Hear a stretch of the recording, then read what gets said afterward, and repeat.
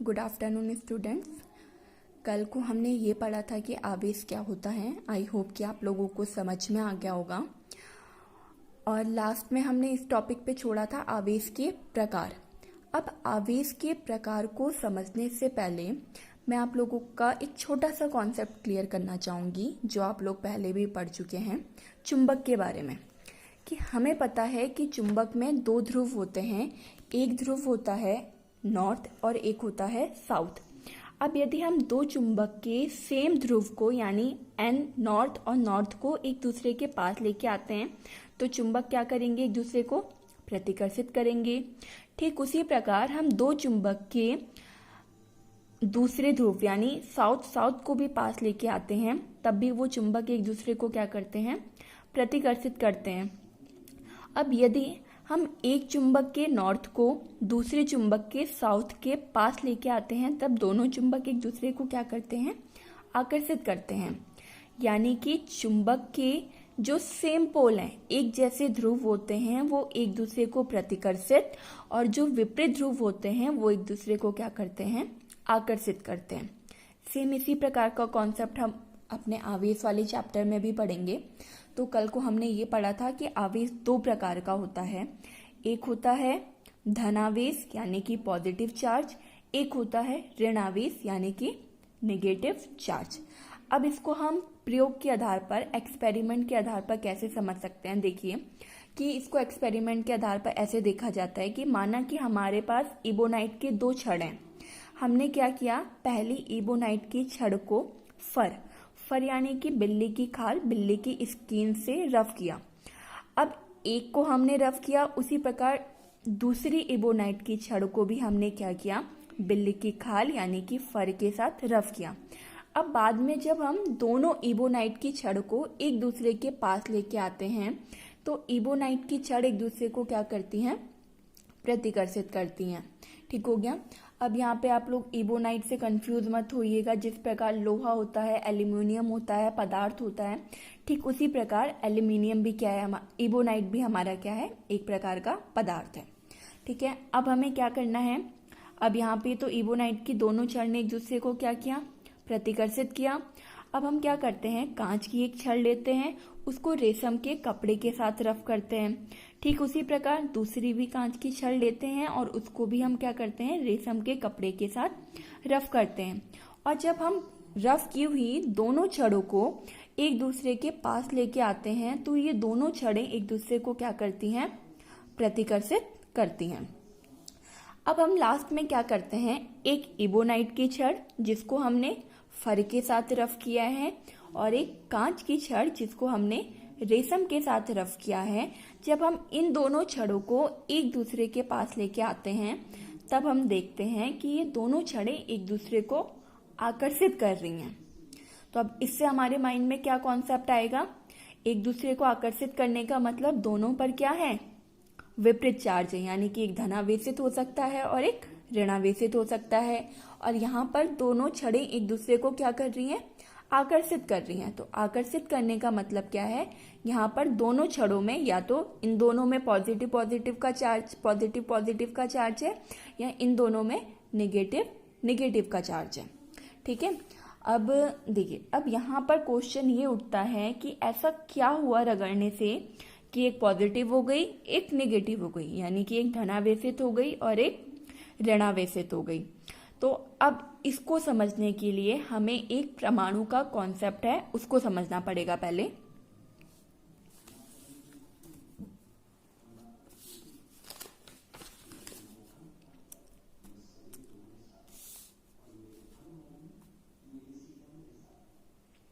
अब हम सबको पता है कि हमारे आसपास के जितने भी पदार्थ हैं वो किससे मिलकर बने हुए हैं, परमाणुओं से मिलकर बने हुए हैं। अब परमाणु के केंद्र में क्या होता है, नाभिक होता है। नाभिक में हमारा क्या होता है, प्रोटॉन होता है और न्यूट्रॉन होता है। नाभिक के बाहर क्या होती हैं, कक्षाएं होती हैं और इन कक्षाओं में क्या होता है, इलेक्ट्रॉन जो हैं वो क्या करते हैं, चक्कर लगाते हैं। अब हमें ये भी पता है कि हमारा परमाणु कैसा होता है, उदासीन होता है। उदासीन होने का मतलब है कि यहाँ पर हमारे प्रोटॉन की संख्या और इलेक्ट्रॉन की संख्या क्या होती है, आपस में बराबर होती हैं। और हमें ये भी पता है इलेक्ट्रॉन पर क्या चार्ज होता है, माइनस का चार्ज होता है, और प्रोटॉन पर हमारा प्लस का चार्ज होता है। अब यदि जैसे बताया कि परमाणु में प्रोटॉन और इलेक्ट्रॉन की संख्या क्या होती है, आपस में बराबर होती है। ये प्लस है, ये माइनस है, दोनों एक दूसरे को क्या कर देते हैं, कैंसिल आउट कर देते हैं, और हमारा परमाणु क्या हो जाता है, उदासीन हो जाता है, क्योंकि न्यूट्रॉन पर हमारा कोई भी चार्ज नहीं होता।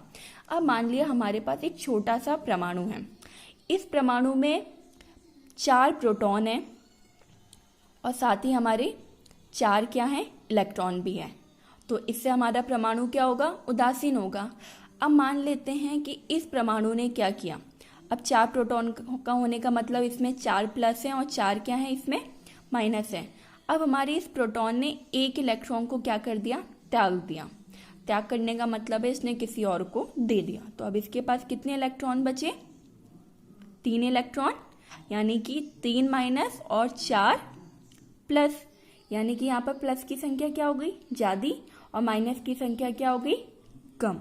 तो अब हमारा ये परमाणु कैसा हो गया, धनावेशित। ठीक है। अब इसी प्रकार मान लो कि हमारे पास एक परमाणु और है। अब इस परमाणु में हमने माना कि हमारे पास 10 प्रोटॉन है और 10 ही इलेक्ट्रॉन है। ठीक है, इस पे प्लस का चार्ज, इस पे माइनस का चार्ज। अब परमाणु कैसा होगा, उदासीन होगा, क्योंकि इसमें प्रोटॉन और इलेक्ट्रॉन की संख्या क्या है, बराबर है। अब मान लेते हैं कि हमारे इस परमाणु को किसी दूसरे परमाणु ने 2 इलेक्ट्रॉन दे दिए, तो 2 इलेक्ट्रॉन के बाद इसमें कितनी हो जाएगी इलेक्ट्रॉनों की संख्या, 12 इलेक्ट्रॉन हो जाएंगे।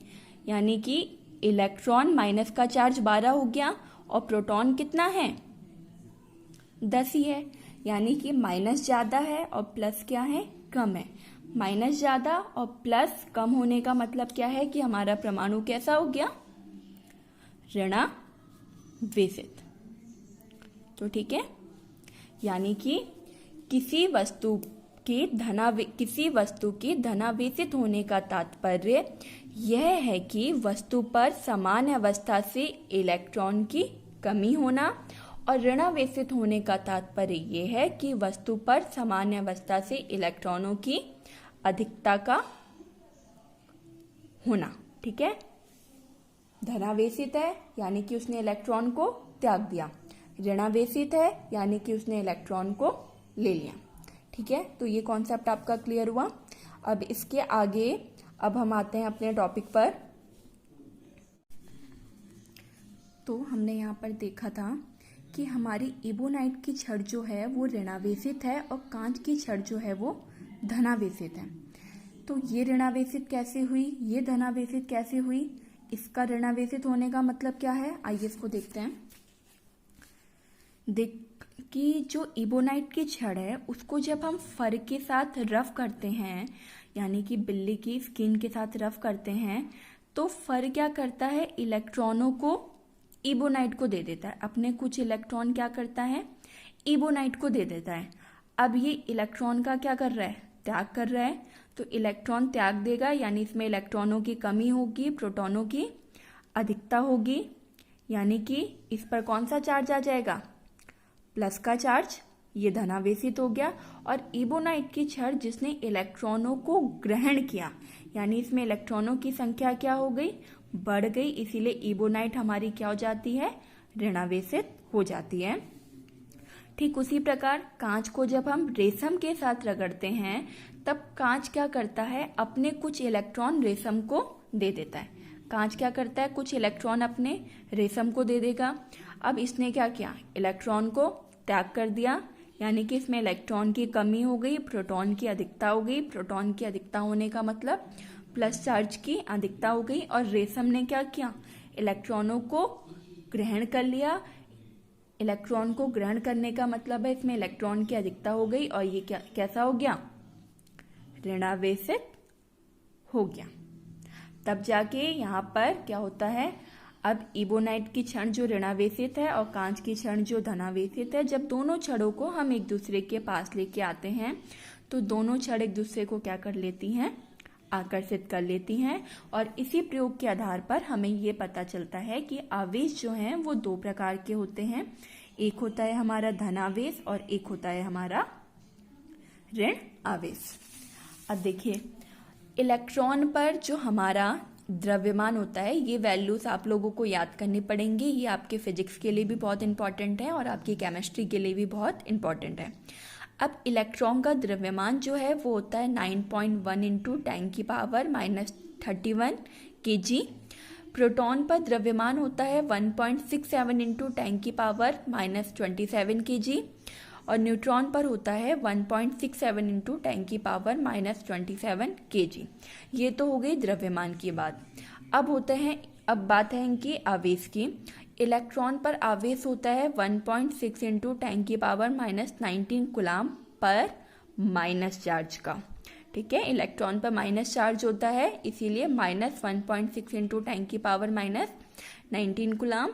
और प्रोटॉन पर हमारा कौन सा चार्ज होता है? प्लस का चार्ज होता है, यानी 1.6 इंटू 10⁻19 कूलाम प्लस का। अब इलेक्ट्रॉन पर आवेश होता है 0, तो कमेंट करके आप लोग मुझे ये बताएंगे कि न्यूट्रॉन पर 0 आवेश क्यों होता है। आई होप कि आप लोगों को क्लास में समझ में आ गया होगा।